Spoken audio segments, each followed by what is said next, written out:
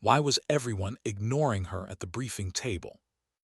The men spoke in acronyms and orders, maps spread under harsh fluorescent light. She sat at the edge, small, quiet, invisible. Emma Reeves, 32, civilian, medical volunteer supposedly. Her gray t-shirt still carried faint stains from the field hospital. To them, she was background noise, nothing more. Outside, the valley boiled beneath morning haze. Coringal, a place locals whispered about, the valley that swallows sound. Soldiers went in, echoes didn't come back out. She looked at her hands, they trembled slightly. Nobody noticed. Not yet. When the first explosion came, it wasn't cinematic, it was ugly. Sudden. A flash, a roar, a wall of pressure that turned bone to glass. The lead Humvee vanished in a ball of orange fire. Metal rained from the sky, pieces whistling through smoke. Emma hit the rocks hard enough to see stars. Her ears screamed. The world slowed, and then the screaming began. RPG, RPG. Get that civilian out of the kill zone. A giant of a man, Master Chief Nathan Cross, barked commands while unloading bursts from his M4. His voice carried the authority of too many wars. Beside him, Sergeant Rodriguez dragged wounded men toward what little cover existed. Emma crawled. Dirt filled her teeth. The smell of burning fuel clung to her lungs. She reached the nearest Humvee and collapsed against its tire, clutching her medical bag like a talisman. A soldier yanked her by the collar and shoved her inside. "Stay down, lady. This isn't a hospital." His tone was all venom. His hands shook. Through cracked glass, she saw bodies in the dust, friends of theirs, motionless shapes half buried in smoke. No one spoke of fear, but it was everywhere. It hummed like a living thing between gunfire bursts. Emma pressed her back to the metal. Her hair, once tied neat, stuck to the sweat and blood on her face. She could hear her heartbeat. She whispered to herself, words she hadn't said in years: steady breath, slow heart, listen before you move. Outside, the mountains spat gunfire. The Taliban had them surrounded, high ground, 3 sides, no escape. The convoy of 5 Humvees was trapped. A perfect kill box. Inside, radios screamed static. "Comms are down," someone shouted. Cross swore under his breath, "We're blind." Lieutenant Morrison, too young, too clean, tried to command order. "Hold your positions. Reinforcements are en route." Cross grabbed him by the vest. "Reinforcements aren't coming. Look around, Lieutenant. We're in the damn valley of death." Emma didn't speak. She watched their panic spread like smoke. 12 soldiers, special ops, hard eyes, steady hands. Yet she saw it, the fracture line in all of them. The moment disbelief turned to dread. She'd seen it before, too many times. Her fingers brushed a scar beneath her torn sleeve, a thin line of memory across her shoulder. Old ghosts stirred. She promised herself never again. No guns, no missions, no blood. Another mortar screamed overhead. The explosion punched the air from her lungs. "Medic, we need a medic." The cry came from outside. A kid, barely 18, lay in the open, crimson pumping from his thigh. The convoy's actual medic was already gone, vaporized in the first blast. Emma's body moved before her mind caught up. She grabbed her bag. A hand slammed her back down. "Don't even think about it." Sergeant Rodriguez's boot pinned her wrist. "You move, you die, you hear me." She looked up at him. Dirt streaked across her cheek. Her eyes, green even through the dust, didn't blink. Then she slipped free and ran. Bullets stitched the ground around her like angry sewing needles. She didn't run straight, zigzag, drop, roll, every motion precise. The kid's name was Jake. She heard him whimpering, "I don't want to die, please, I don't want to die." She slid the last few meters on her knees, ripping them open on gravel. "Hey," she said softly, voice steady, "you're not dying today." Tourniquet high on the thigh, twist, check pulse, pressure point.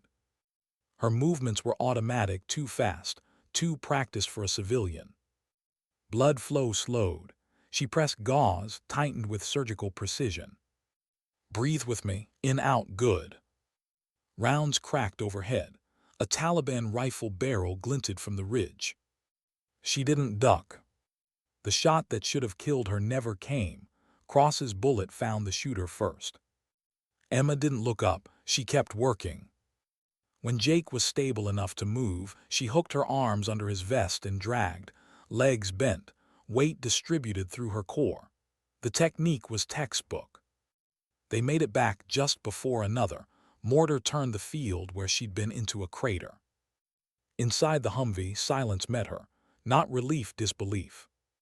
Rodriguez stared at her bleeding knees, the perfect tourniquet, the calm that didn't belong. How the hell? Emma ignored him, checked pulse, adjusted bandage. Her supplies spilled across the floor. Coagulants, morphine injectors, hemostatic powder, all military grade, none civilian issue. Sergeant Maya Torres watched from the opposite seat, quiet eyes cutting deeper than the others. Chicago general teach you that.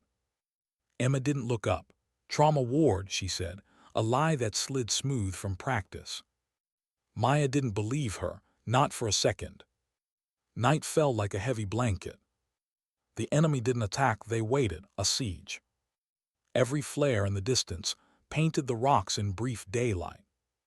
Emma had turned one Humvee into a miniature hospital. Color-coded cloth strips marked who might live, who wouldn't. Efficiency born of experience no journalist should have. Cross leaned on the hood, watching her through the narrow beam of his flashlight. She worked with methodical calm. IV lines, vitals, whispered reassurance. Not fear, not even fatigue, just focus. He'd seen men fall apart under less pressure. She didn't. Another explosion shook the ground. Dust fell from the Humvee roof. Emma ducked instinctively, 3 seconds before impact.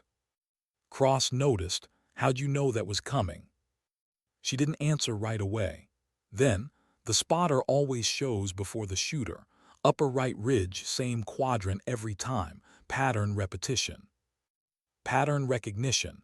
Military reflex, not from journalism school.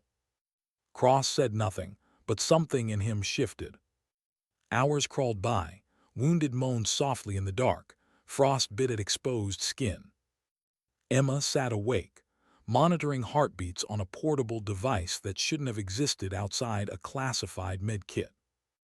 At 2:40 hours, a radio crackled faintly, half dead, jury-rigged by a soldier who refused to quit. A man's voice spoke in Pashto, rapid and careless. Most couldn't understand. Emma froze, head tilted, listening. Morrison looked at her. You understand that? She didn't reply right away. Her mind replayed the phrases: North Ridge, diversion, grenade range, suicide truck. She moved to the hood, grabbed a pencil, drew arrows and timing marks across the dusty map. 300 Main assault north. 315 suicide truck through drainage ditch. The others crowded close.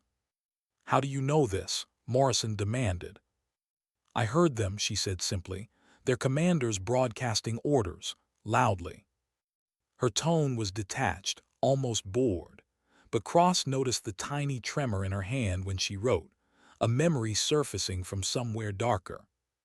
Doubt circled the group. Rodriguez pulled out his phone, found an old news photo. Wait, Emma Reeves, you're that reporter from Chicago, right? Wrote about trauma centers. He turned the screen. A clean-faced woman in a white blouse stared back. The difference was night and war. Davis laughed. So we're taking orders from a journalist now. Great. The words landed heavier than bullets. Emma said nothing. She just kept tightening Jake's IV line. Let them believe what they want. She lived under worse masks. The valley held its breath before dawn. Gunfire faded. Insects stopped singing. The silence grew so deep it hurt. Emma felt it in her bones. The storm before the storm. They're moving, she whispered. Cross frowned. How do you? No birds, she cut him off. They've taken cover. He followed her gaze. a flicker of movement on the ridge. Contact. Then the world exploded. RPGs screamed down from both flanks, detonating exactly where she'd marked the map. The Humvees shook under the impact. Taliban fighters poured from the shadows, hundreds, maybe more, charging through smoke with war cries that split the night. Emma grabbed an M4 from a fallen soldier. The weight felt too natural in her hands. Selector switch semi-auto. Exhale, squeeze. One shot sent her mass. Second, headshot. Third, grenade thrower drops mid-motion. Her rhythm was flawless. Cross nearly stopped firing to stare. What the hell? But she was gone, moving through the chaos like a whisper. Every muscle remembered. 7 years of training she wasn't supposed to have.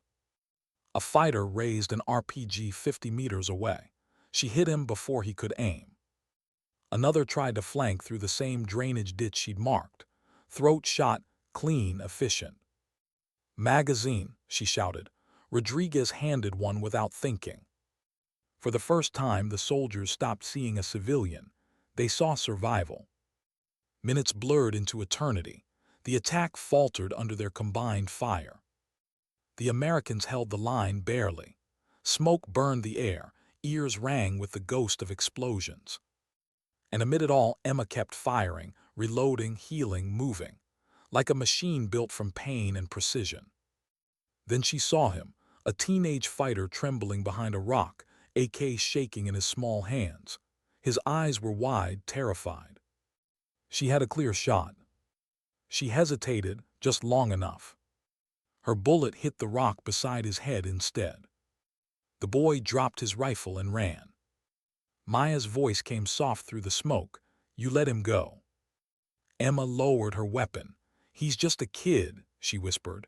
Someone has to live long enough to learn better. The horizon flared red with dawn. The attack slowed, broken, retreating.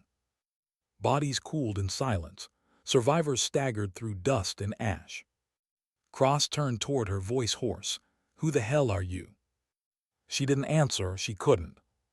Because deep beneath her torn gray shirt, hidden under grime and blood, was a tattoo she prayed they'd never see. A skull surrounded by bullet holes, Latin script beneath it, Mortante Deus. Death before dishonor. And above the skull, a single word that once commanded silence across intelligence channels. Ghost 7. She should have been dead. The thought came not as fear, but disbelief. The air reeked of cordite and iron. The ridges around Koringal burned with the ghosts of the night's assault. Bodies smoldered where fire had kissed them. Silence crept in, heavy and cruel. It was always like this after a battle, the stillness pretending peace while death finished its work. Emma knelt beside a fallen soldier, checking for a pulse she already knew wasn't there. Her hands didn't shake. They hadn't in years. The others watched her in a silence that wasn't respect, not yet. It was uncertainty, the kind that makes men question what they just saw. Rodriguez finally broke it. That was impossible. He wasn't wrong. No civilian could move like that. No journalist carried herself with that kind of detached focus, like her body had memorized war. Cross approached slowly, rifle lowered. You gonna tell me who you really are? Emma didn't look up. I'm just a medic. Bullshit. She pressed gauze onto a wound, tied it off, and finally met his gaze. Then stop asking questions and let me save your people. For a long moment, no one moved. Then Cross exhaled through his teeth, stepped back, and gestured to the wounded. Fine, you want to help. You got it, Ghost. She flinched. The name slipped from his lips like instinct. He didn't know why he said it, but he saw it on her face. A flicker, the kind that betrays truth. By dawn, the convoy was little more than wreckage. Of the original 23 soldiers, 11 still breathed. They fought off 3 waves. Their ammunition was nearly gone. The flag still flew, tattered, blackened, somehow unburned on the last standing Humvee. Emma moved among the wounded with quiet urgency. Her gray shirt was almost black now with blood, some theirs, some hers. When she spoke, her voice carried calm authority. "Pain's good, means you're still here. Stay with me, soldier." Her hands never stopped moving. Cross leaned against the vehicle, eyes locked on her. He'd seen combat medics before, some damn good ones. None like her. She didn't need direction, she gave it. When someone panicked, one sharp look from her steadied them. When someone cried out, she didn't comfort, she focused. Controlled the chaos by existing inside it. "You're no journalist," he muttered under his breath. Maya Torres sat beside him, cleaning her rifle. "No, but she's something." "What makes you so sure?" "I've seen that look," Maya said quietly. "The one people get when they've already died once." Emma paused to wipe blood from her face with the back of her wrist. The green in her eyes had gone cold, detached, calculating. And yet, every time she touched one of the wounded, there was gentleness there too. A contradiction in motion. The radio sputtered back to life, barely. Static and fragments of distant voices. "Command, this is Alpha Convoy. We are pinned in Coringal, repeat, pinned." Then silence again. Cross slammed the side of the Humvee. "They can't hear us, we're ghosts out here." Emma looked up at that word, ghost, and something behind her calm exterior trembled, just for a second. She turned back to Jake, the young private she'd saved hours earlier. His skin was pale, but his pulse was steady. "You're gonna make it," she said softly. He smiled weakly. "You're not what I thought, ma'am." She smiled back, but it didn't reach her eyes. "Nobody ever thinks we are." The morning sun clawed over the ridges, lighting the valley in cruel gold. The enemy hadn't vanished. They were regrouping, Emma could feel it. Movement along the cliffs, snipers adjusting positions, the patience of wolves. She needed to act before they did. Her fingers brushed her shoulder again, the old scar beneath the shirt, the memory of a call gone wrong. Syria, 2019. 6 good people. 1 bad decision. Her decision. "Emma," Maya's voice pulled her back. "You okay?" "Fine," she lied. "We've got an hour before they hit again." Cross overheard. "How the hell do you know that?" "They'll need to reposition mortars, refuel. And the commander," she trailed off. "What about him?" "He's arrogant. He'll want daylight for his victory footage." Cross blinked. "You're telling me the Taliban's filming this?" Emma met his gaze. "They always are. The real war isn't here. It's in the story they tell afterward." She picked up her medical bag, but when she opened it, something inside caught his eye. A hardened black device, sleek, military, definitely not first aid. "What's that?" Cross asked. "Satellite communicator," she said without hesitation. "Field issue." "Field issue for who?" She looked at him for a long beat, then zipped the bag shut. "Does it matter?" It did, but Cross let it go, for now. Hours passed. The sun climbed. The heat baked the valley until sweat turned to dust. Emma rationed what little water remained, cutting the last canteen into shared sips. Jake tried to hand his back. "Give it to someone else." She shook her head. "Drink it, I've had worse thirsts." He didn't argue. Something in her tone made it impossible. By midday, distant thunder rolled again, but it wasn't weather, mortars. The next wave was coming. Emma climbed onto the Humvee hood, scanning the horizon. Her eyes tracked small details others missed, shifts in light, dust trails, unnatural silence in certain gullies. "They're tightening formation," she murmured. "He's closing the circle." Cross joined her, rifle in hand. "You sure?" "Yes." "You sound like someone who's done this before." She didn't answer. Instead, she tore a strip from her blood-stained sleeve, tied it around her arm tight. A ritual maybe, or armor.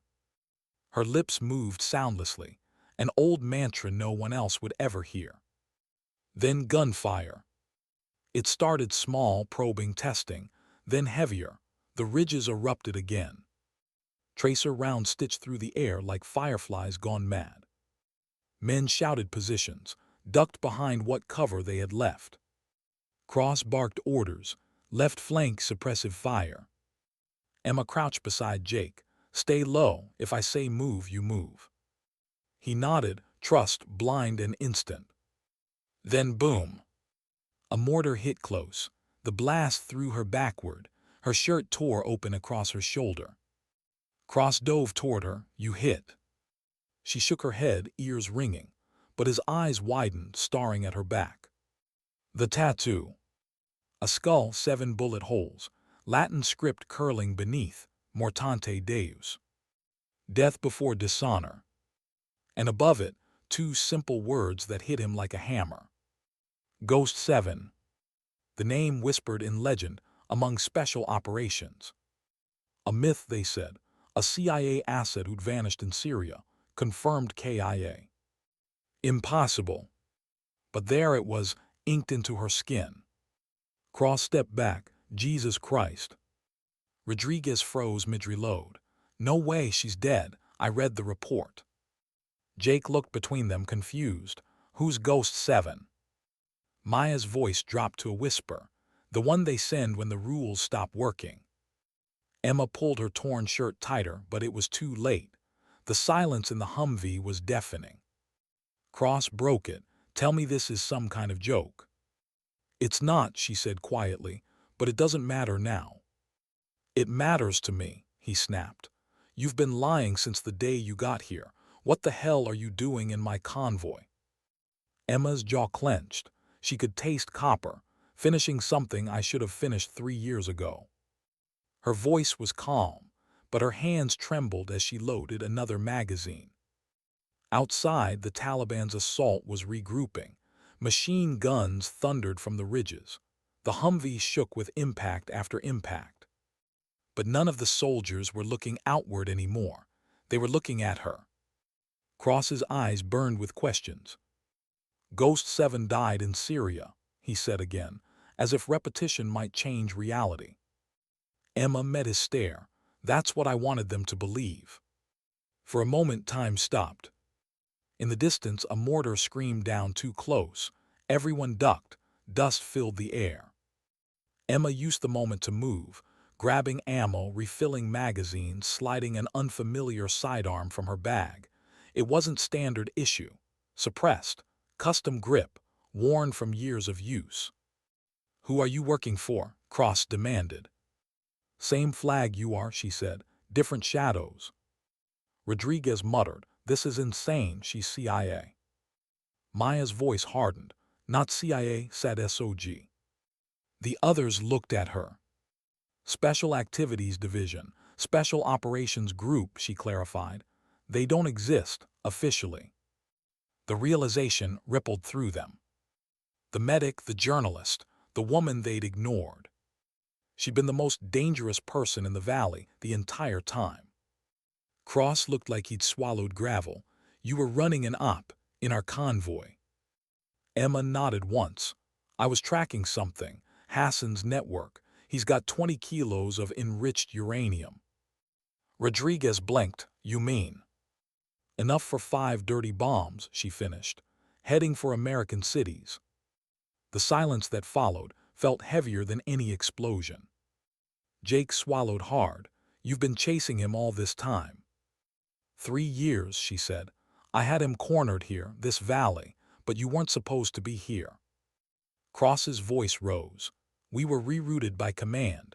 They said the northern pass was compromised. Emma's expression darkened. Who gave that order? Colonel Stevens, Morrison said quietly. Her jaw tightened. Then Stevens is the leak. Hassan's been using him for intel. You were never meant to survive this. The weight of betrayal settled like ash. Cross gripped his rifle until his knuckles went white. So we're bait. Emma met his gaze. You got caught in it. For a long time, no one spoke. Then Maya asked the question that hung over all of them. What now? Emma looked at the flag, bullet-riddled, barely clinging to its pole. They'll come for that next, she said softly. They'll want to burn it, broadcast it, break morale. Cross followed her eyes. Over my dead body. That's exactly what they're counting on, she said. The sound of engines echoed through the valley. Trucks, dozens of them. The next wave. Emma's eyes hardened. Then we make them bleed for every inch. She picked up her rifle, checked the chamber, and for the first time she didn't bother hiding who she was. No more pretending, no more silence. Cross stared at her, then nodded slowly. All right, Ghost, what's the plan? Emma glanced at the flag, fluttering defiantly in the smoke. Her voice dropped to a whisper. We hold the line until there's nothing left to hold. The morning sun cut through the dust like a blade. And as the enemy descended again, the woman they'd once dismissed as just a civilian stood at the front, eyes unblinking, rifle steady. A ghost returned to the living. And somewhere deep inside she knew this was only the beginning. Why did she choose to walk into a storm she had already survived once? They called it courage, she called it debt. The valley smelled of spent gunpowder and old promises. Men moved like ghosts through the wreckage, eyes empty where shock had hollowed them out. The flag on the last Humvee flapped in ragged beats against the metal, a small, stubborn heart in a broken chest. Emma felt that flag as a weight before her hands even touched the fabric. It had nothing to do with cloth. It had to do with the idea stitched into it. Other people's mournings, unpaid risks, strangers who traded sleep for someone else's safety. That idea had costs. She had learned to pay them. She stood, shoulders hunched beneath a torn jacket, and looked at the men she had saved and the men she had not. The convoy's survivors clustered around their breathing dead as if proximity could hold them together. Rodriguez paced like a caged animal. Cross kept scanning the ridgelines with a machine's appetite for danger. Maya cleaned a rifle with methodical motions that hid an ache. Jake, wrapped in blankets and half hollow with pain, watched her like he watched a lighthouse in a storm. "What's the plan?" Morrison asked, the question blunt and young.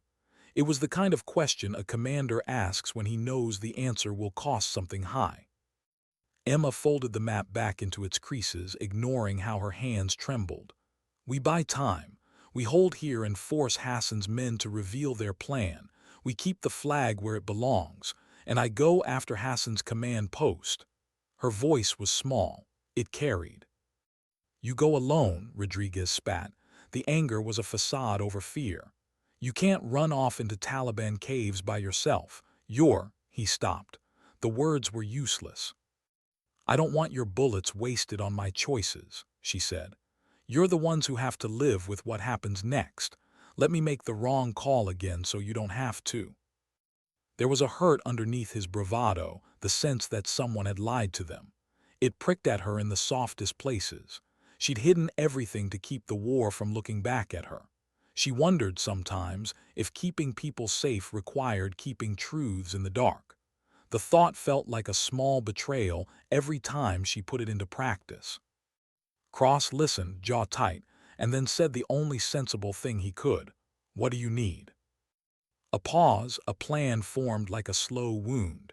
She listed gear, rations, and the one thing she couldn't source in a convoy time. 45 minutes, she said. Maybe less if the diversion works. She looked at him. "Move them as if you'll be fighting a full assault when I'm gone. Draw attention. Make noise. Make them think the convoy is whole." Cross's face hardened. "You think they'll buy that?" "They'll buy what you sell them," she said. "You are louder than my methods. Make your men loud, visible. Give me a hole." Jake tried to protest between shallow breaths. "You saved us." His voice cracked. "Don't go." "You saved yourself by staying," she replied, gentle. "I'm the one who left a long time ago." She packed with a speed that reminded everyone why they had come to need her. A sidearm, 2 magazines, a knife with a matte black blade, a compact satellite communicator, a roll of field-grade morphine, a small garrote in case diplomacy failed. She slid the tattered flag fragment from its pole and folded it into her jacket like a secret. She didn't want praise. She wanted a tether for herself. something that would remind her, if she fell, of why she'd chosen to stand. As she moved toward the smoke line, Cross took her arm. His grip was firm, a soldier's benediction. He didn't ask where she'd learned the things she now did. He didn't ask who had trained her to move through an ambush like a shadow. The question wouldn't have brought the comfort either of them sought. Instead, he gave a single order: come back with it. Emma looked at him, and in that look was everything she wouldn't say. I will try. I will not make their deaths last. She slipped from the convoy like a rumor. The valley swallowed her figure. Rocks and scrub offered cruel silence. Footfalls made no sound on the broken ground. Up on the ridge, Hassan's men were reorganizing in small pods, their leaders barking orders and pointing at the Humvee like generals at a mock battlefield. They were confident in numbers and in the comforts of propaganda. The plan had a cinematic quality: cameras, staged flames, speeches in front of a burning flag. That arrogance was a mistake. Pride makes people predictable. Emma moved with the ease of someone who had practiced disappearing. She had not wanted to return to this life. Fate, or whatever government pulled strings in the dark, had wrung her free again. She had shed a name and taken another until she matched the shadows she worked inside. The mission now required both: the visible civilian who'd bled ink into trauma columns and the ghost who never filed a report. She kept to dead ground, the dips and hollows carved by centuries of rain. Each step was measured. She measured breath, heartbeat, landscape.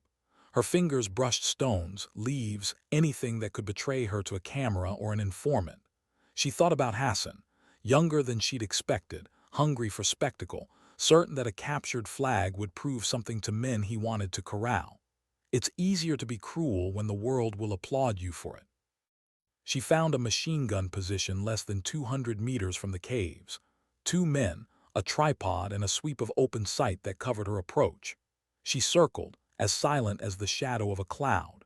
They were trained by someone who knew American tactics. Their spacing betrayed profession, not militia. She could have taken them quickly: knives, suppressed pistol, but speed without planning leads to noise. Noise wastes lives. Instead, she used patience. There was a small ravine to the west, and in that pocket of earth she found a narrow path that led closer to the cave mouths. A single sentry paced like a bored animal. Emma waited until he turned away and then moved, low-slung and careful. She crept along the rock face, hand to the earth, until the sentry was within reach. A quick strike to the carotid, and he crumpled silent as weather. It's always the smallest acts that feel like the largest betrayals, even to yourself. Taking a life in the dark left a taste that no amount of mission sobriety could wash away. She made promises in the moment of doing it. Someone has to stop him. Someone has to be willing. At the cave entrance, 2 more fighters argued over a cigarette. They were too close to the rock face, hands idle. Emma's knife flicked out with practiced grace. One dropped. The other didn't know pain before it arrived. Their weapons clattered into shadow. She pressed her ear to the stone, listening for the rhythm of footfalls. The cave breathed like a lung, hollow in the dark. She counted movement and silence. Inside, she found a network of small rooms, bunks carved into stone, piles of weapons, and people who'd been allowed to forget the nature of mercy. The prisoners were here. She moved like a surgeon, stealthy incisions, precise touches that loosened shackles and eased breath. Most were asleep from exhaustion or dope. One boy, no older than 16, trembled when she cut his bindings. He believed the nightmare had no end. "SHH," she said, placing a finger to his lips and giving him a small smile that belonged to someone who'd once been allowed to be tender. "Hide in the dark. Don't make noise." They shuffled out on silent feet behind her. Her presence turned from predator to shepherd. The prisoner's eyes tracked her in ways that made the weight of responsibility settle across her shoulders like armor. It should not have been, and yet here she was, the one they trusted without knowing the shape of the debt they owed. Word spread through spider webs of whisper and touch. A woman had moved through the lines unseen. Hassan's men tightened, and the cave's interior became a nest of nerves and thin cables, communications, satellites, a world of contraband beyond the crude guns. She found the small room where Hassan kept his trophies. Cell phones, propaganda scripts, a battered satellite phone that still pulsed with recent activity. A ledger sat open on a crate, names and coordinates, a list of contacts and buyers. It was a map stitched in ink and greed. She pocketed the ledger and the drives. There were pictures, some that would be useful, some that would simply be proof he existed. Proof that he'd shipped things that should never cross borders. Proof that the chain of sales might link to someone with deeper pockets than she'd supposed. She could have taken Hassan then, dragged him out and left his head as a warning to the rest. The temptation thrummed in her like a second heartbeat, but the plan required more. She needed a trace, something that could lead others to the path of the uranium. She needed to know where the Russians were moving it. She needed evidence to follow, to build the next angle. Killing him without the ledger would have been Pyrrhic. The ledger had value beyond revenge. As she backed away from the cave's hold, a muffled sound reached her, boots on rock, clipped and fast. Hassan had been expecting someone. He wasn't stupid.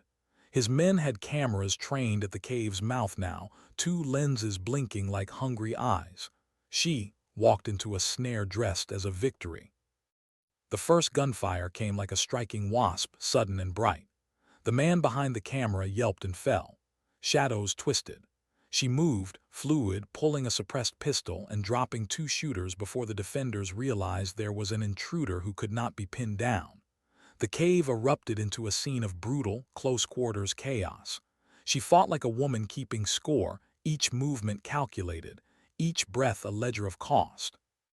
Hassan appeared, not as a hulking tyrant but as a man who'd learned to hide fury behind a smile. His eyes found hers like magnets. For a terrible second he looked almost human, then his smile revealed the cruel things he'd done to make himself king of a small world. "You," he said, as if the word alone could hurt, "you're supposed to be dead." "So are you," she said. She could have executed him quietly. She could have vanished with the ledger and the drives and let the convoy spin in circles. But something, the weight of that flag in her jacket, the faces of the men she'd pulled back into the light, pushed her to a different choice.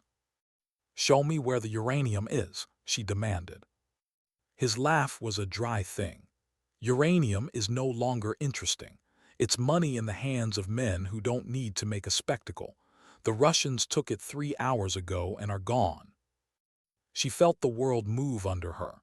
Information, like a blade, can reshape a plan in one slice. If the uranium had gone, the mission changed from interception to pursuit. The ledger still mattered. The proof mattered. The men mattered. Hassan saw the change that crossed her face. He leaned close, the smell of sweat and tobacco and lies around him. "You are a ghost in bones, woman. You think you can threaten me. You think your little flag will mean anything when cities burn." Her answer was quiet and sharp. "A flag is not cloth, it's the people under it." His laugh curdled into a shout, and the cave flooded with men. She moved like frost, quick and fatal. She left him bleeding and scrambling, grabbing 3 drives and the ledger, then sliding into the night like a thought that didn't want to be remembered. Outside, the valley had become a map of movement. Cross and the convoy had followed her diversion. Mortars hammered at empty positions where they weren't, and Hassan's men were reeling from their losses in the cave. The chaos had bought her time, not closure. She needed to get to the extraction point where the Chinooks might arrive if the right button was pushed. But the ledger weighed in her pack like a small, fragile victory. It was proof that might stitch the next patch of a long, ragged net. She moved fast, each step a negotiation with danger. Sniper rounds stitched the night, a slow pattern she dodged like a dance. She had promised to return with the flag. It was a promise that would not be kept if she died with the ledger in her pocket. She reached a gap in the ridge where the wind cut through the valley like an open wound. For a moment she thought of the people she'd loved and lost, faces like talismans in her memory. She thought of the 6 who died under her command in Syria, and how the world had claimed their deaths with a shrug and a classified folder. Promises, names in files, medals on strangers' chests.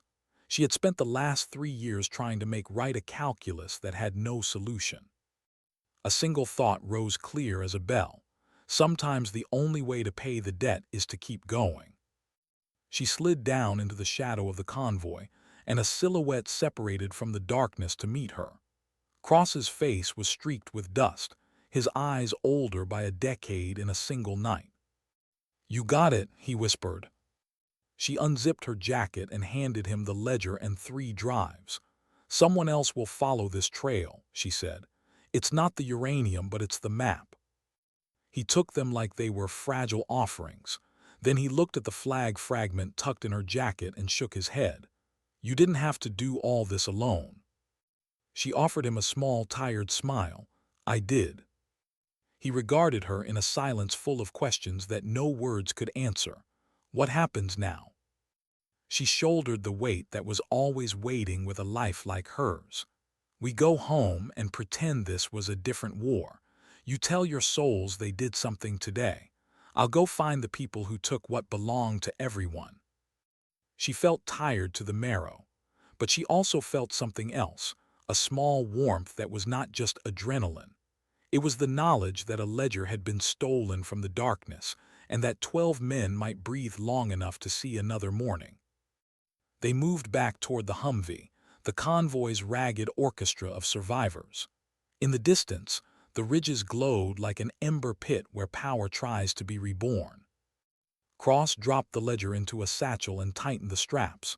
"You're going to disappear again, aren't you?" he said. She nodded.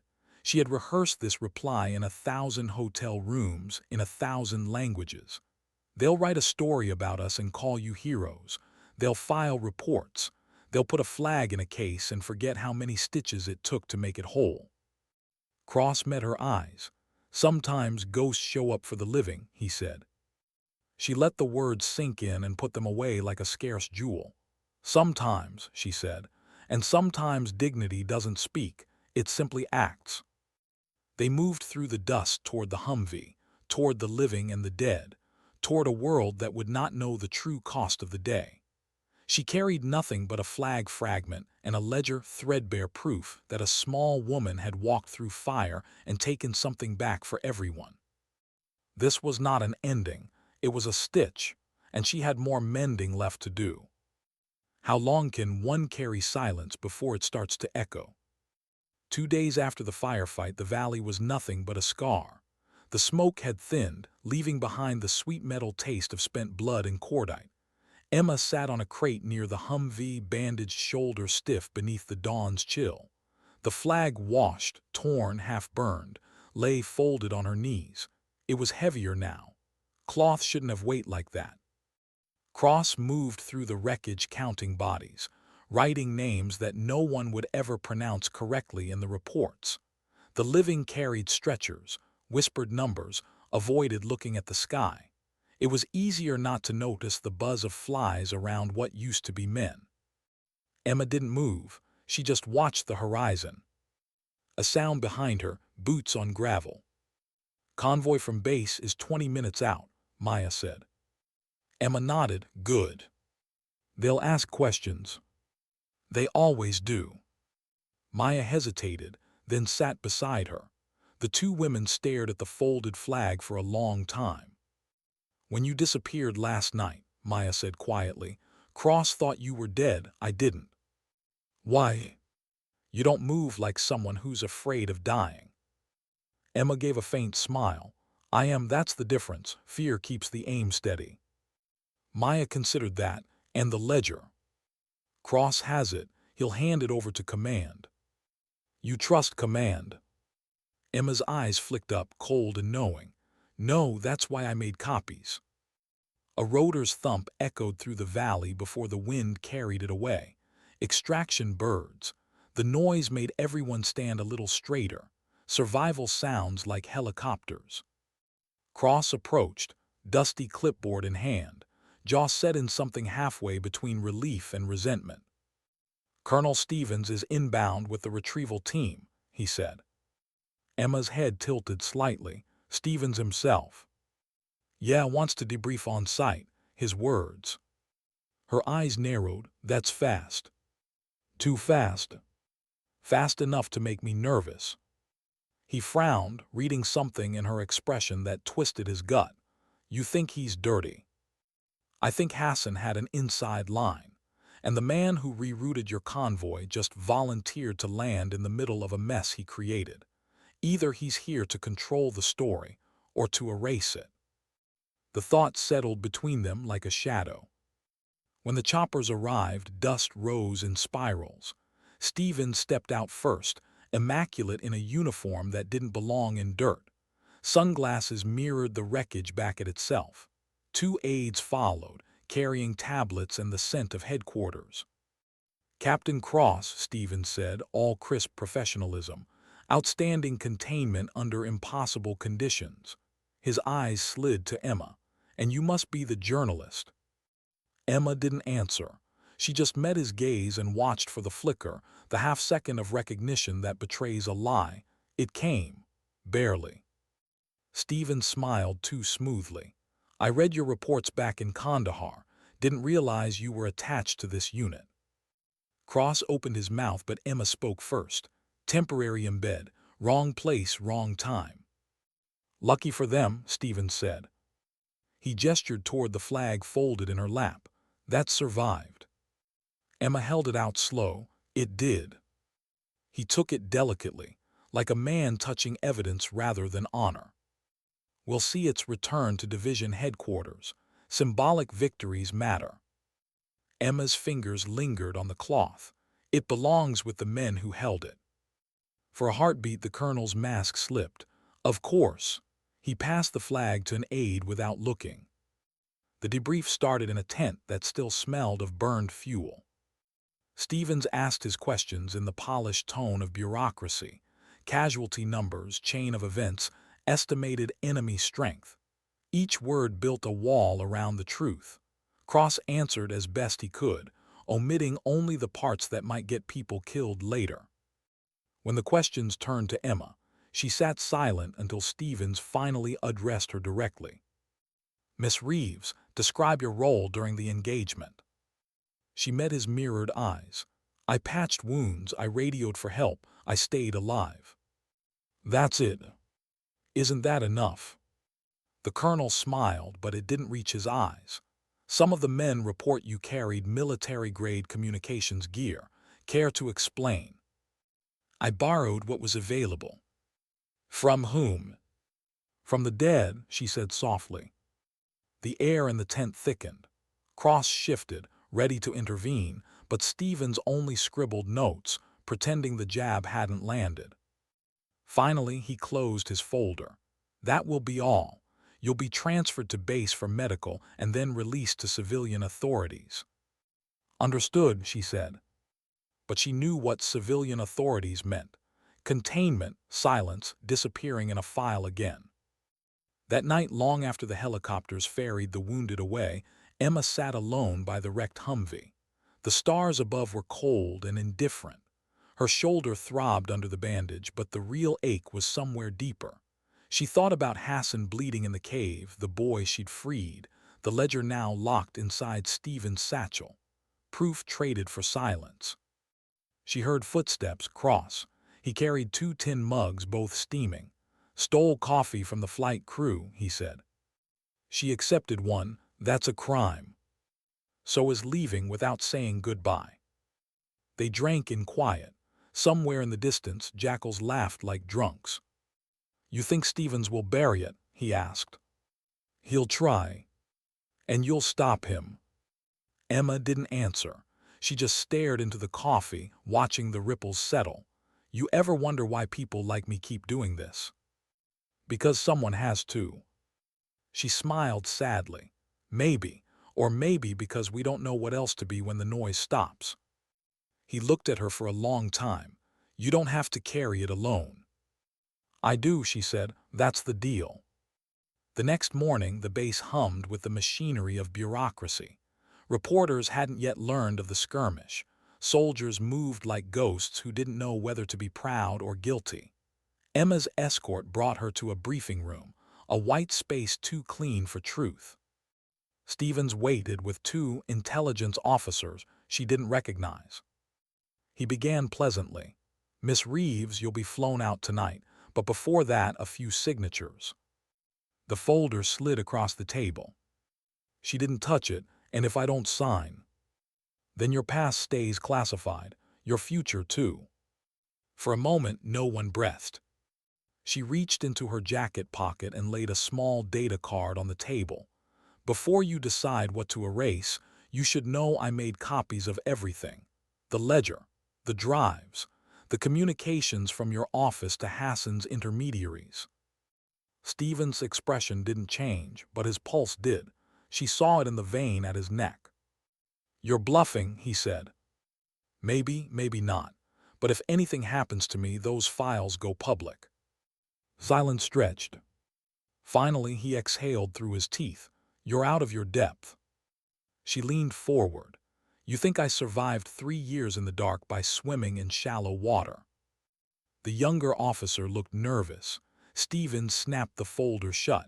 Get her on the next flight. I'll handle the paperwork.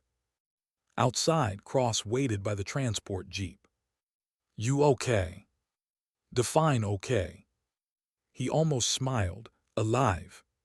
For now. She handed him a folded envelope. If anything happens, open it. Give what's inside to Maya. He took it without question. Where are you going? Home, she said, though they both knew she had none. When the jeep pulled away, Cross watched the dust rise and fade. He didn't open the envelope. Not yet.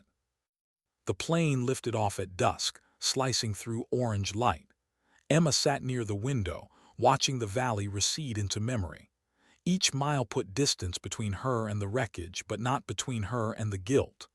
The men, the ledger, the boy in the cave, all of them were threads in a web she could never untangle. Somewhere beneath the engine's drone, she heard her father's voice again, the one that used to read her the names on memorial walls. Don't mistake silence for peace. She smiled faintly. The world below looked peaceful now. It always did from a distance. When the seatbelt light blinked off, she closed her eyes and whispered to herself, one more debt paid. But deep down, she knew debts like hers never truly end. They just change shape. Back at the forward base, Stephen stood in his office watching the same sunset through bulletproof glass. Cross entered without knocking. You let her go, Cross said. Orders. Whose? Stevens turned, face unreadable. Sometimes it's better not to know. Cross set the envelope on the desk. She left this. Stevens opened it, expecting papers, but inside was the half-burned flag folded tight. For the first time all day, the colonel looked human, shame flickering across the polished mask. She said to tell you, Cross murmured, that the flag belongs to the men who held it. He left the room before Stevens could reply. That night, far from any map line, Emma walked alone along a coastal road. The sea hissed against the rocks like an old radio. In the distance, a single light blinked, a contact signal. The next chapter already calling. She paused, touched the folded copy of the flag in her pocket, and whispered a small prayer for the ones who wouldn't see morning. She didn't believe in heroes anymore. She believed in people who did what had to be done when no one was watching. And maybe that was enough. She turned from the sea and disappeared into the dark. How do you start living again when your soul still smells like smoke? The plane landed in Kabul under a heavy dusk sky. The city glowed faintly beneath a thin veil of dust and exhaustion. For most passengers, it was a layover, a checkpoint before home. For Emma Reeves, it was purgatory, a place between silence and consequence. She stepped off the ramp with her small pack slung low, every movement slow and deliberate. Soldiers moved past her without a glance. To them, she was just another contractor, another face among the endless rotation of ghosts passing through. That was the point. Ghosts weren't meant to draw attention.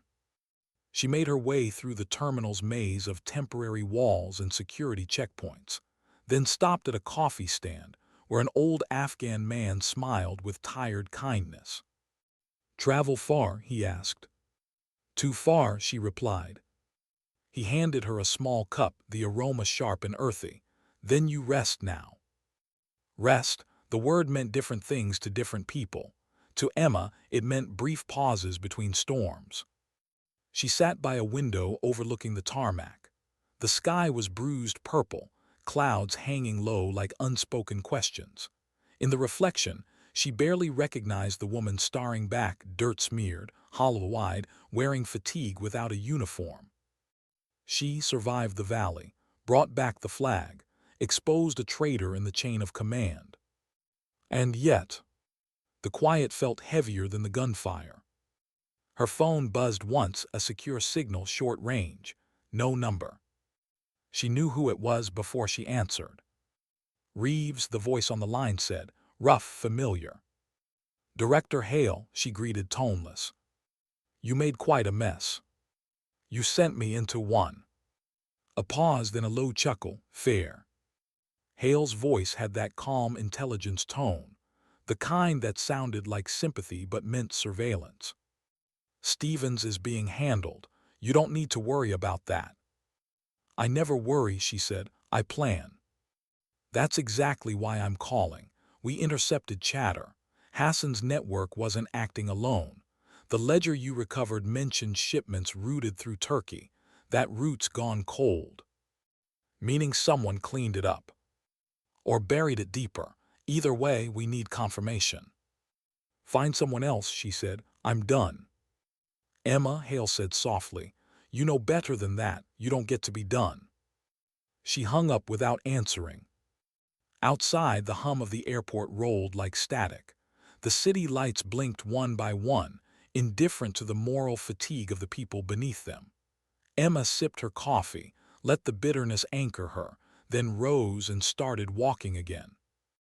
Her apartment in Kabul wasn't really hers. It was a safe house under a false name, plain walls, peeling paint, a desk with 3 drawers and a hidden compartment behind the second. She flicked on a dim bulb and stood in silence, listening to the echo of the generator through the floor. The room smelled like dust and memories she hadn't chosen. On the desk sat the copy of the ledger she'd made before turning the original over. The handwriting, Hassan's, messy and hurried, listed coordinates, trade names, and coded references to shipments. She traced a finger over the last entry, Transit Mersin Port, Transfer, LZ13. LZ13. Her stomach tightened. It wasn't a location, it was a code name, a black route, which meant someone inside the system was still running the chain. The realization wasn't shock, it was fatigue. The kind that comes when you realize survival hadn't been the finish line, it was the start of another chase. 3 knocks at the door, soft, patterned. She reached for her sidearm. The door creaked open before she could call out. Easy, Cross said, raising both hands. He looked exhausted, his uniform traded for civilian cargo pants and a jacket dusted in travel grit. She blinked. You shouldn't be here. I could say the same. Who sent you? No one. I followed the trail. That's a stupid trail to follow. He gave a tired grin. Story of my career. He set down a sealed envelope. Maya wanted me to give you this. Emma hesitated, then opened it. Inside, a single photograph, the flag they'd salvaged, now restored and framed, hanging in the division hall. Beneath it, a small plaque with names. Her name wasn't there. Good, she said quietly. It's supposed to stay that way. Cross watched her carefully. They told us you were dead, again. I almost was. You don't look convinced that it matters. She met his eyes. It doesn't, not to them. He sighed, rubbing the back of his neck. So what now? You hunt Stevens' ghost. Stevens is done, she said. But the network is. The ledger wasn't the end. Let someone else deal with it. I tried that before. People die when I delegate. The words hung between them like smoke. He wanted to argue, but the way she said it left no room for optimism. They spent the next hour at her desk, piecing through coordinates, names, fragments. Cross's military precision blended with her spycraft fluency. Together, they began to map a pattern. Here, he said, pointing. Every route starts south of here, but the manifests end up looping back through Mercine. Turkey, she murmured, and the coded references to Mercy Holdings, that's a shell company. He frowned, backed by. She leaned closer. Private military contractor, American. The word felt like rust in her mouth. Cross shook his head. You're telling me our own people are running the shipments. She didn't answer, she didn't have to. In her chest, that old fire, the one she'd buried after Syria, began to stir again. The kind that burned too hot to be righteous, too bright to be ignored. Later that night, Cross fell asleep on the couch. The maps and files spread around him like evidence of a shared nightmare. Emma sat awake at the window, cigarette unlit between her fingers, the wind tugging at the curtain. She thought about the men in the valley, about Jake, whose trembling hands had steadied after she'd told him to breathe, about Maya, who cleaned rifles like she was washing guilt away, about the boy she'd freed from Hassan's cave, whose eyes had said thank you without a word. She wondered if any of them could sleep. The ledger gleamed faintly under the lamplight. So much death in ink. So many choices made by people who never had to watch what their decisions did. Her father used to say, if you want to see a person's soul, look at what they protect. She'd spent her life protecting truth, but sometimes truth protected no one. The next morning, she woke to the sound of Cross cursing quietly. What? He held up his phone. Message from base. Maya's unit got hit. Convoy ambush near Herat. Her pulse spiked. Casualties. 6 confirmed. Maya's missing. The silence that followed was pure, clean terror, the kind that sharpens everything around it. Emma grabbed the ledger. Show me the coordinates. Emma. Now. He read them off and she compared them to her notes. Her stomach twisted. That's one of the transit routes, LZ-13. Jesus, Cross whispered. You think she found something? She stumbled onto it, and someone made sure she didn't talk. Cross stared at her. We can't go after her. We don't have backup, no clearance. She was already packing. Then don't come. He grabbed her arm. You go after her, you won't come back. Maybe, she said, but neither will she if I don't. Her voice was calm. That was how Cross knew she'd already decided. They left Kabul before sunrise, taking an unmarked truck through dirt roads that twisted like veins. The world outside was still, but every shadow felt like a heartbeat. Cross drove. Emma scanned the horizon. Neither spoke. The silence wasn't comfortable, but it was honest. After 6 hours, the mountains opened into a valley strewn with burned-out vehicles. Smoke curled from the wreckage. They stopped 100 meters out. Emma climbed down, gun drawn, scanning for movement. The silence was wrong, too still, too staged. She found the convoy's insignia on one of the wrecks, Maya's unit. Bodies dozens. But no Maya. She crouched beside a burned transport, eyes narrowing at the markings on the shell casing near it. Western manufacture, not Taliban, not even insurgent grade. Private contractor ammo. Mercy Holdings, she whispered. Cross joined her, same company from the ledger. She nodded, jaw tightening. They cleaned up their mess. Maya must have found something. They moved cautiously through the site, checking bodies, searching wrecks. Then inside one overturned truck, Emma found it, a small metal tag smeared with blood. Maya's dog tag. Her breath hitched, not from grief, from recognition of what the moment demanded. Cross whispered, we should go. Emma didn't move. They wanted a message, they just sent it. She looked out across the valley, the wind tugging at her hair. Now I send one back. That night they camped in silence among the rocks, the stars sharp and cold above them. Cross cleaned his rifle with slow precision, while Emma stared into the dark with the stillness of someone already mourning. When he finally spoke, his voice was low. If we go after them, there's no backup, no rescue, you know that, right? She nodded. And you're still in. I don't do this for orders anymore. Then for what? She looked at the dog tag in her palm. For the ones who don't get remembered. Her eyes lifted to the stars. They think war ends when the gunfire stops. They're wrong. War ends when truth stops bleeding. Cross didn't reply. He didn't need to. He knew the next move had already begun forming in her head. In the early light, Emma stood and shouldered her pack. Her face was calm, almost serene. "Let's find out who thinks they own mercy," she said. Cross rose, slinging his weapon. "And if we don't make it back?" Emma gave a faint smile, tired but sure. "Then maybe someone else will find our flag." The desert wind carried their silhouettes into the horizon, two figures walking into another unknown war. Not for glory, not for revenge. For the simple, stubborn truth that some things are worth carrying, even when they burn your hands. How far do you chase ghosts before you become one? The mountains ahead were silent, their edges sharp against the morning haze. Emma moved with purpose, eyes scanning every crest, every shadow. Cross followed close behind, rifle low, boots crunching on gravel that whispered of forgotten battles. They'd been walking for hours through valleys where old wars had turned to dust and new ones were waiting to be born. Maya's dog tag hung from Emma's wrist like a silent compass.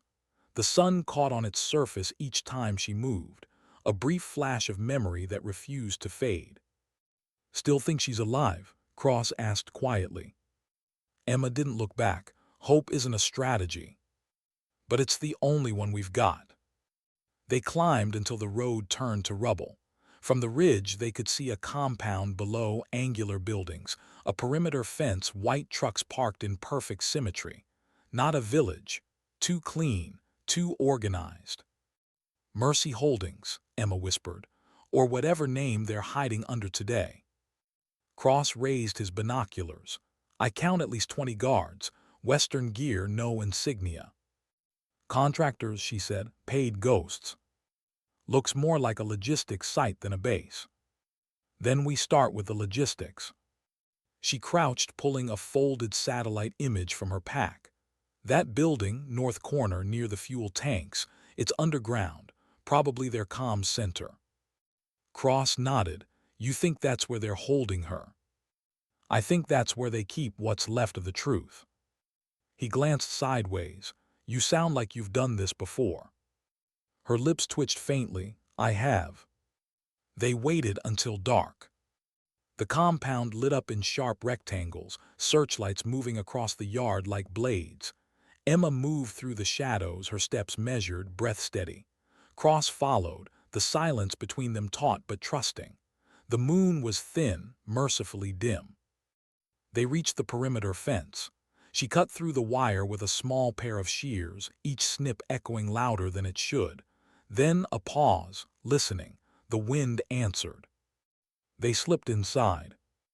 The air smelled of diesel and disinfectant. Every sound mattered. The hum of generators, the scrape of boots on concrete, the faint hiss of a radio somewhere close. Emma signaled with 2 fingers, "North now." They moved fast across open ground, ducking behind cargo crates painted with the company logo, Mercy Logistics Division. Cross muttered, "Logistics my ass." She smirked. Evil always hides behind polite paperwork. They reached the side door of the comms building. Emma pressed a stethoscope against the metal. Inside, footsteps. 2 voices, English low. She counted, waited, then moved. A quick motion, door open, pistol raised, 2 clean shots. The guards dropped before surprise became sound. Cross closed the door behind them. "Jesus," he muttered, "you don't even blink anymore." "Blinking gets you caught." Inside, the glow of monitors bathed the room in cold blue. Maps, satellite feeds, shipment routes. One screen showed coordinates, Herat, Ankara, Mersin. Another feed showed something else, a prison cell, small, dimly lit. A woman sitting against the wall, wrists bound. "Maya." Emma's hand tightened on the mouse. "There she is." Cross leaned in. she's alive. For now, Emma scanned the interface. They're running a live feed through a local server, remote sites not far, maybe 2 clicks east. Then we go now. Not yet, she said. We make sure the world sees this first. She pulled a small flash drive from her pocket, plugged it in. Files copied fast, satellite logs, shipment manifests, transaction receipts linking Mercy Holdings to a U.S. intelligence sub-branch. Evidence enough to bury men like Stevens and whoever was above him. When the progress bar hit 100%, she whispered, "Got it." But before they could move, a voice behind them said, "Hands where I can see them." They froze. A man stepped from the shadows, rifle raised. His uniform bore no flag, no rank, just clean armor and cold purpose. "Put it down," he said, slow. Cross started to raise his rifle. Emma stopped him with a glance. The man's eyes flicked to her face. Recognition flared. "You're Ghost 7. Emma's mouth curved. "You talk too much." A single flash, her sidearm barked once. The man dropped. Cross exhaled, whispering, "I thought we were keeping quiet." "Quiet's relative," she said, ejecting the spent casing. They slipped out before reinforcements arrived. The trek east was brutal. No road, no light. The ground cracked beneath their boots like old bones. They reached the coordinates an hour later, a warehouse half buried into a cliffside, shielded by metal and secrecy. Only one entrance. Emma crouched behind a boulder studying the patrols. 3 on rotation, 1 static. Infrared trip line about 10 meters in. Cross grunted, "We're not sneaking past that." "Not sneaking," she said, "timing." They waited until the wind picked up, carrying dust thick enough to blur the cameras. Then she moved fast, precise. Cross followed, staying just inside her shadow. They reached the entry door. Emma placed a small charge on the lock, shaped, quiet, efficient. The door clicked open. Inside, the air was cold, too cold. They followed the hum of fluorescent lights until they reached the central chamber. It wasn't a warehouse. It was a holding facility. Cells lined the walls, each marked with numbers, not names. Most were empty. Then Emma cross-whispered, "Here." Maya sat in one of the cells, her uniform torn, eyes hollow but awake. When she saw Emma, disbelief rippled across her face. "You." "SHH," Emma said, kneeling to cut the restraints. "We're getting you out." Maya's voice trembled. "They knew your name, they knew you'd come." Emma froze. "What?" "They wanted you here." Cross stiffened, "Trap." Alarms shrieked before the word left his lips. The lights cut out. Red emergency glow filled the hall. Footsteps thundered overhead. Emma grabbed Maya's arm. "Move." They sprinted down the corridor, gunfire erupting behind them. Cross covered their flank, bullets sparking against steel. "Left," Emma shouted. They burst through a maintenance hatch, sliding into a lower tunnel. Dust fell from the ceiling as grenades went off above. The tunnel led to an old drainage channel, narrow, reeking of oil and fear. They crawled through, coughing, until moonlight glimmered ahead. They emerged behind a ridge, lungs burning. Cross collapsed beside a rock. "Tell me this wasn't suicide." Emma didn't answer. She checked Maya's pulse, steady. "We're clear." "For how long?" "Long enough." They set up camp a mile away. The night was cold, but it was quiet. For now, quiet was enough. Maya sat by the fire, shivering beneath a borrowed jacket. Her voice cracked when she finally spoke. "They killed my team, Emma. Lured us there with a fake escort order. The man in charge said he worked for Mercy.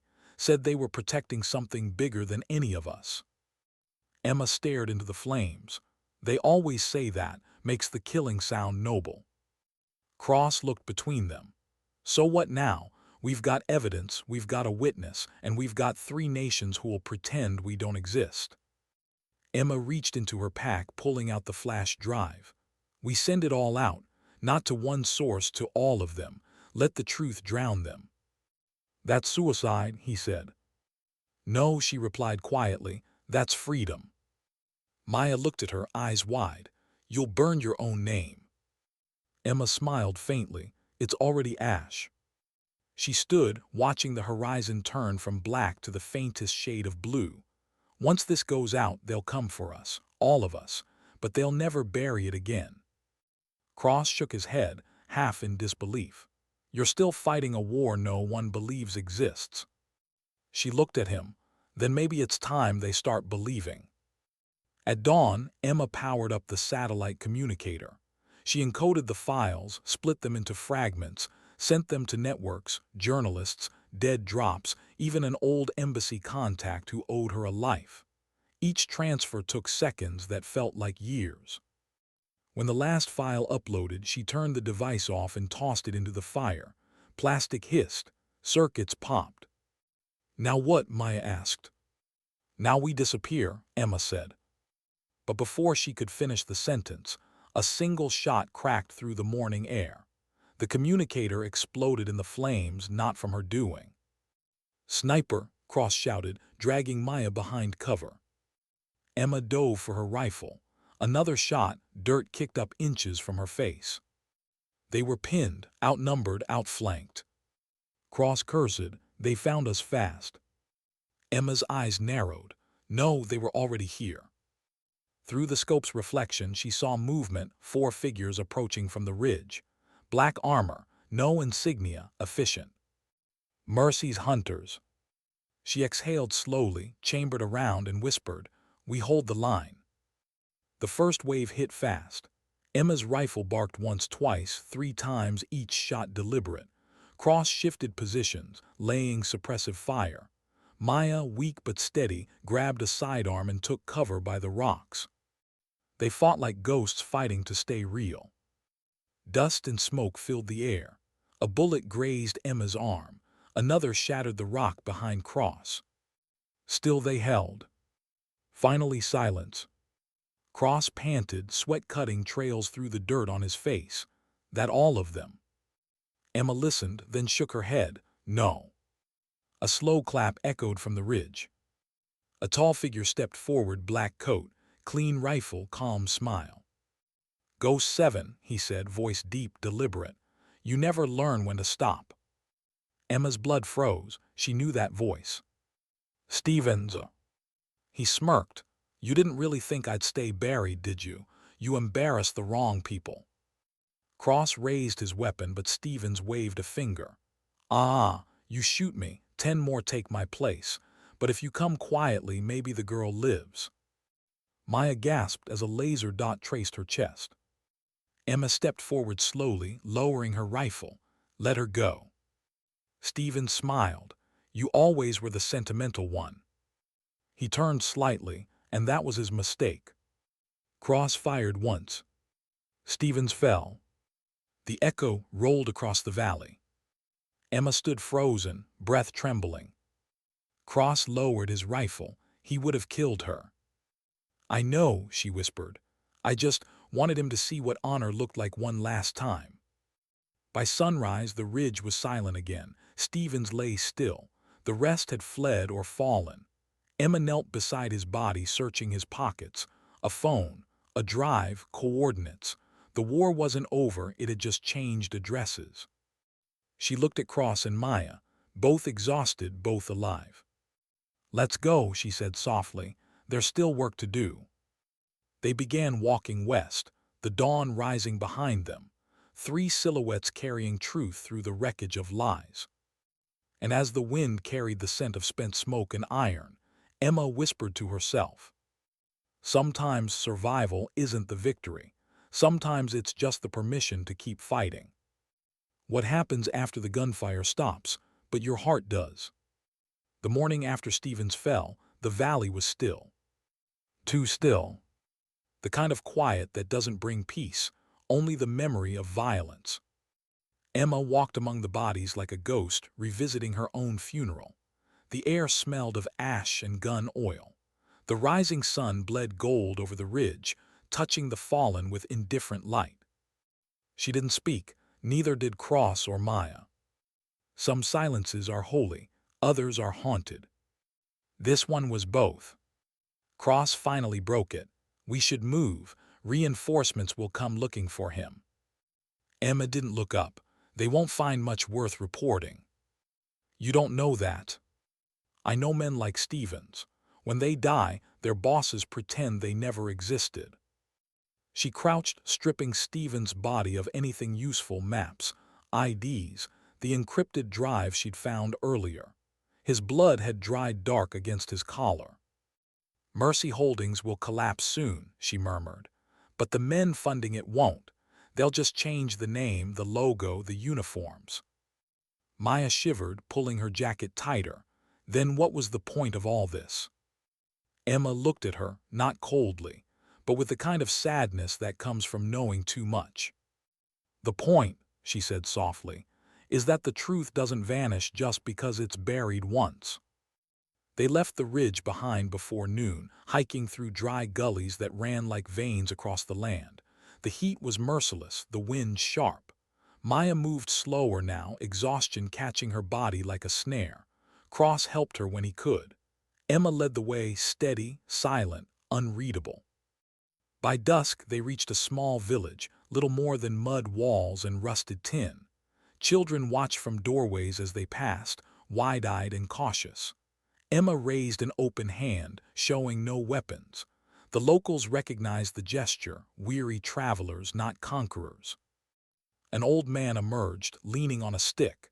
His beard was white, his eyes clearer than the horizon. "You bring trouble," he said in Dari. Emma switched languages effortlessly. "We bring nothing but dust."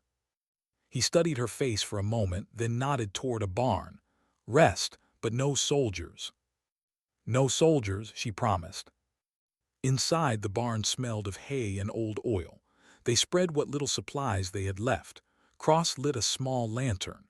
Maya sank down against the wall, breathing shallowly. Emma handed her water. "Drink small sips." Maya obeyed, her hands trembling. "You think this place is safe?" "For tonight," Emma said. "And tomorrow." Emma's eyes flicked to the window where the last light faded. "Tomorrow isn't promised, it's rented." Cross gave a tired laugh. "You always talk like a philosopher with PTSD." "Maybe that's all a soldier ever is," she said. He looked at her, studying her in the dim glow. "When this is done, when the files go public, when the world knows, what happens to you?" Emma didn't answer right away. She took a slow breath, as if tasting the truth before speaking it. "People like me don't get endings," she said quietly. "We just fade into the next mission." Maya watched her, eyes heavy but clear. "Then why keep doing it?" "Because if I stop," Emma said, "someone else has to start, and maybe they won't come back." They slept in shifts. The night brought no peace. At some point, Emma woke to the distant hum of engines, faint, far, but unmistakable. She rose silently, moving to the door. The horizon flickered with light. "Convoy." She shook Cross awake. "We've got company." He was alert in an instant. "How close?" 10 minutes. "Mercy." "Or worse." They grabbed their packs. Maya groaned softly, still weak. Emma knelt beside her. "You have to move now." Maya nodded, jaw clenched against pain. They slipped out the back, weaving through narrow alleys until they reached the dry riverbed beyond the village. Emma led them into the shadows beneath a crumbling bridge. The engines grew louder, closer. 3 armored trucks rolled past the village edge, headlights cutting through dust. Not Mercy Holdings this time.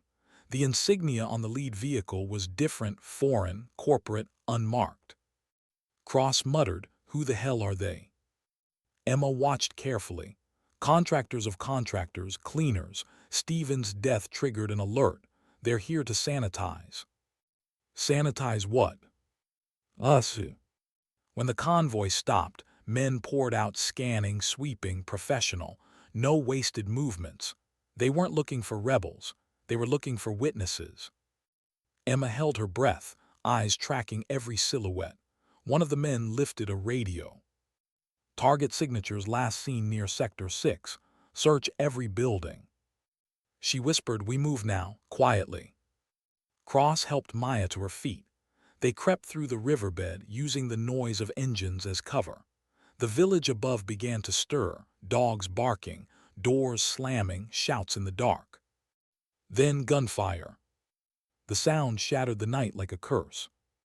Emma froze, heart pounding. The village was burning. The cleaners weren't searching, they were erasing. By dawn, smoke curled skyward in black ribbons. The barn, the homes, the old man gone. Only ash and wind remained. Emma stood among the ruins, fists clenched.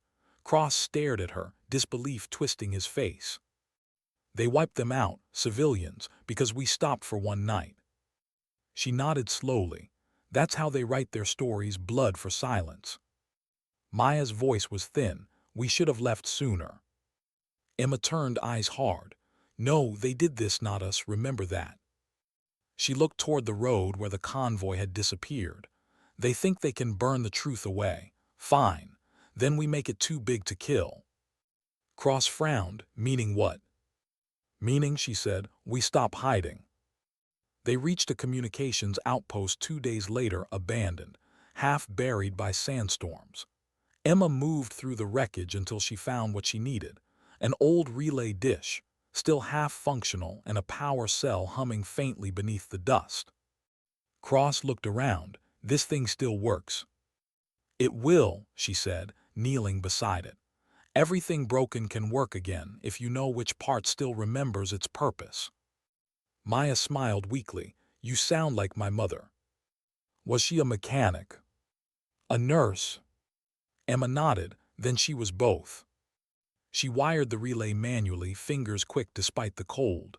"We're sending everything, full files. No encryption this time. The world gets it raw." Cross raised a brow. "They'll trace it." "They'll have to catch us first." When the signal went live, the dish groaned, static filling the air.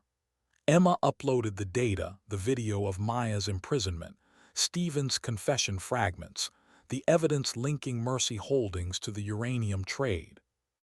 Each file was a spark, together a fire. The transmission hit in under 2 minutes. Somewhere across the world, journalists would wake to anonymous leaks. Politicians would deny. Generals would sweat. A few decent people might finally start asking the right questions. As the last file sent, the power cell died with a sputter. Emma sat back, exhaling slow. "It's done." Maya's eyes filled with something close to awe. "You actually did it." Emma shook her head. "Not yet, there's always cleanup." The first drone appeared 10 minutes later, a faint hum overhead. Emma looked up. "They're fast." Cross cursed. "How the hell did they?" "Doesn't matter, move." They grabbed their packs and ran, weaving through dunes as the hum grew louder. The drone's red targeting laser swept across the sand, catching the edge of their footprints. Seconds later, impact. The blast threw them down. Sand rained over them like water. Emma coughed, pushing up through grit. "Everyone okay?" Cross groaned. "Define okay." Maya clutched her side, blood seeping between her fingers. "Hit," she gasped. Emma tore open her med kit, working fast. "Stay with me. You hear me, Maya? Stay with me." Maya nodded weakly, eyes fluttering. "You can't save everyone." Emma's hands didn't stop moving. "Watch me." They found shelter in an old culvert. The drone circled once, twice, then drifted away. Maya lay pale, her breathing shallow. Cross sat nearby, face grim. "She's losing too much." "I know," Emma said, pressing gauze tighter. "We need a medic." "You are the medic." "I'm not enough." The words cracked something in her voice. Cross put a hand on her shoulder, gentle, grounding. "You've done more than anyone else ever could." Emma looked down at Maya's fatting face, and for a moment she saw all the faces that came before, the ones she hadn't saved. Syria, the convoy, the nameless civilians in the fire, all of them layered behind the eyes of this one woman who still fought to breathe. "Tell me," Maya whispered, "why you still fight." Emma swallowed. Because someone has to remember what we tried to be. Maya's lips curved in a weak smile. Then remember me. Her hand fell still. The desert was silent again. Emma sat there for a long time, unmoving. The world seemed smaller now, hollowed by one more ghost. Cross stood a few feet away, eyes closed, head bowed. He didn't speak.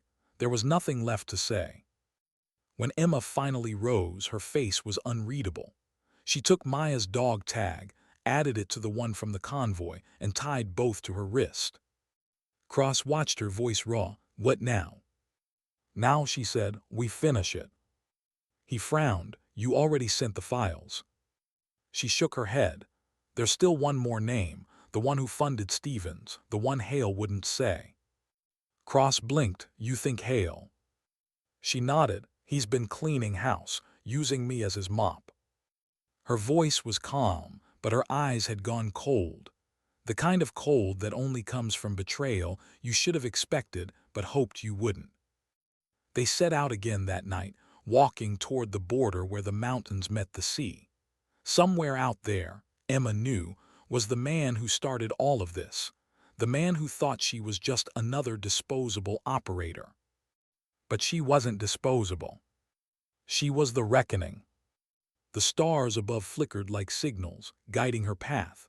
Cross walked beside her in silence, knowing better than to ask what came next. Emma whispered into the wind, they built this war out of greed. Let's see how they handle truth. The wind carried the words away, across the sand, across the bones of the forgotten.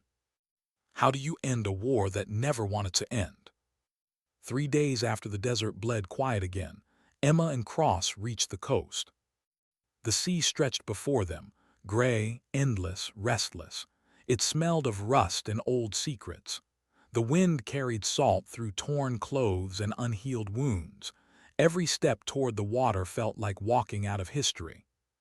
Cross limped. His knee had swollen from the long march. Emma still hadn't slept. Her eyes had that faraway clarity of someone who'd burned through fear and found something colder underneath. This where it ends? Cross asked, voice barely above the waves. No, she said. This is where it starts making sense. She knelt near the rocks, unpacking the last of their gear. Inside a waterproof case lay the encrypted drive she'd taken from Stevens. A ghost of everything they'd survived for, proof of who had written the orders, who had turned blood into contracts. Can you crack it? Cross asked. Emma smiled faintly. I already did. She powered the small field tablet. Lines of code scrolled across the screen until a logo blinked alive. Mercy Holdings, a property of Hale Global Security Division.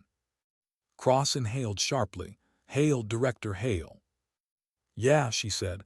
He wasn't cleaning the mess, he owned it. She opened the first file, audio logs. Hale's voice, calm and polished, describing resource acquisitions, off-ledger transfers, and loss mitigation protocols. Cold language for human lives. Another file, financial trails, looping through shell companies and humanitarian fronts. Billions, quietly funneled through disaster zones, weapons labeled as relief shipments. Cross shook his head. He used the chaos. Emma nodded, and he used me to hide it. She shut the tablet, the screen reflecting her own hollow eyes. We end this the right way. No more leaks, no anonymous files. I'll look him in the eye. That night she called him. The satellite phone connected through half a dozen scrambled channels before a familiar voice answered. Reeves, I was wondering when you'd reach out. Her jaw tightened. You should have wondered how far I'd go. Hale laughed softly. You sent the files to the press. Admirable but predictable. They'll argue about authenticity for months. You know how bureaucracy works. I'm not after headlines. Then what do you want? You. A pause, then. Brave words from someone standing on borrowed sand. Borrowed's fine, she said, as long as it burns the right footprints. He sighed. You're tired, Emma. You've done your part, let it go. You killed Maya. You burned that village. You used Stevens, then buried him. I kept the balance, he said. You think the world runs on morality. It runs on math, acceptable loss equations. Someone has to do the counting. Then count this, she said, and ended the call. Cross stared at her. You just told a spy master you're coming for him. She stood, shoulders squared against the wind. Good, let him prepare. They found a fishing trawler heading toward Cyprus. The captain didn't ask questions. He'd seen the look before. Refugees of a different kind. For 2 days, the sea rolled beneath them like a heartbeat gone wrong. Emma stayed on deck, eyes on the horizon. Cross kept below, nursing the wound on his leg. On the second night, he joined her. You ever think about stopping? He asked. Every day. And she shrugged. I keep walking. He studied her profile in the moonlight. What happens if you actually get him? She didn't answer at first. Then she said quietly, maybe I stop carrying ghosts for a while. Cyprus smelled like diesel and orange blossoms. They moved through the port city in borrowed clothes, blending with tourists and traders. The news had already broken across every channel. Leaked evidence exposing corruption in defense contracts, illegal Black Ops funding, missing uranium. But the headlines all asked the same question: who leaked it? Emma smiled faintly. Let them wonder. Cross handed her a local paper. They're calling you the unknown flag bearer. Guess you made friends. I didn't do it for that. I know, he said. That's why it matters. They reached an old warehouse near the docks, the coordinates she traced from Hale's files. Inside, a single office, sterile, humming with quiet power, a desk, a laptop, a man waiting. Hale looked older than his voice. Gray suit, polished calm, eyes that measured everything. Emma, he said, as if greeting an old colleague, you've been busy. She stopped 3 steps inside. You built Mercy Holdings. You armed both sides, sold peace as product. He smiled. And yet you kept surviving on my contracts. Not anymore. Cross closed the door behind them, rifle slung low. The room smelled of ozone and arrogance. Hale leaned back.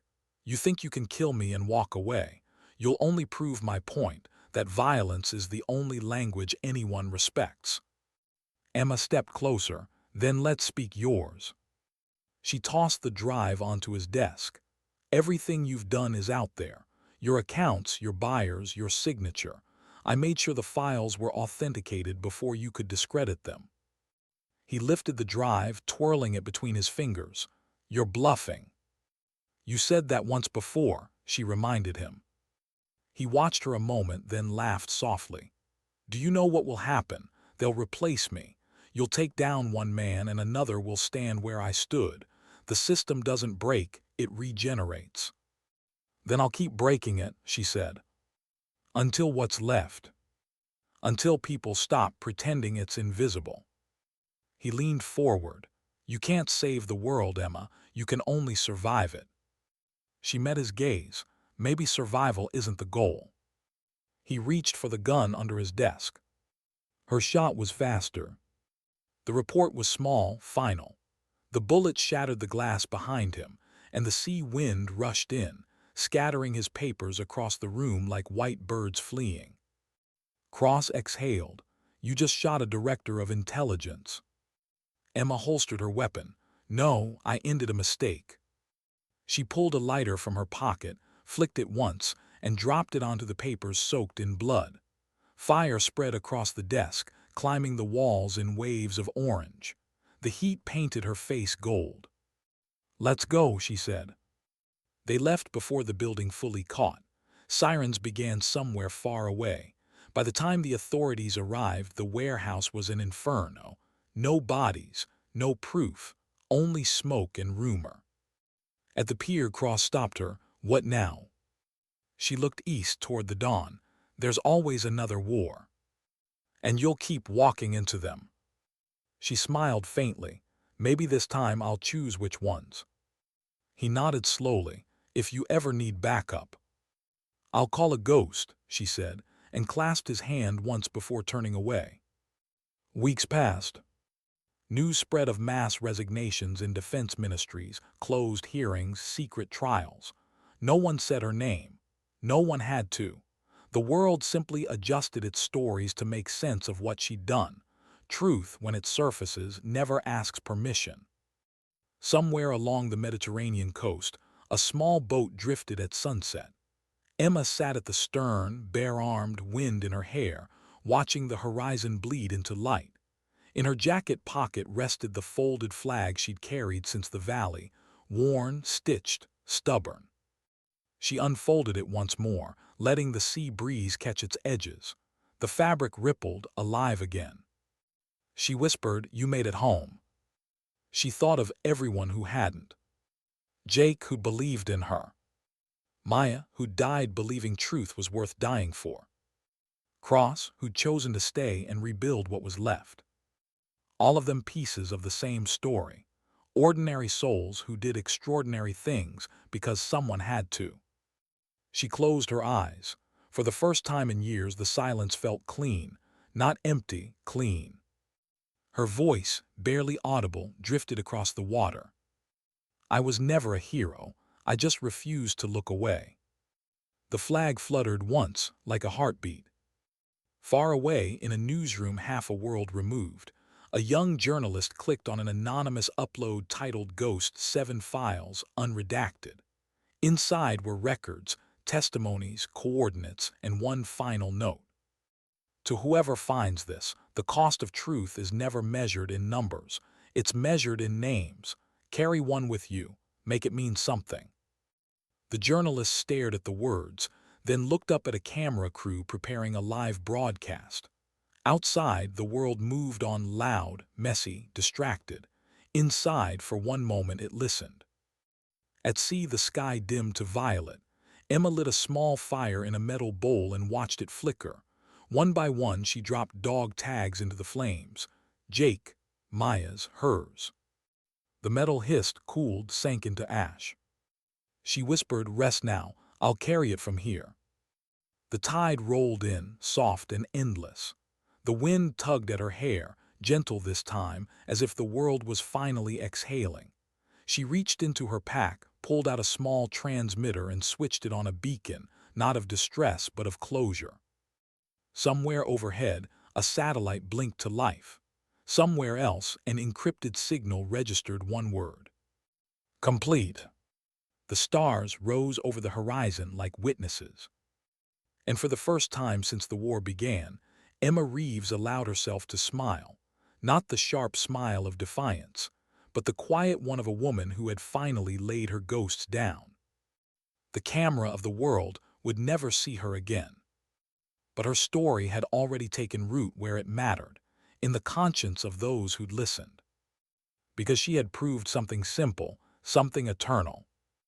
That you don't have to be powerful to be unbreakable.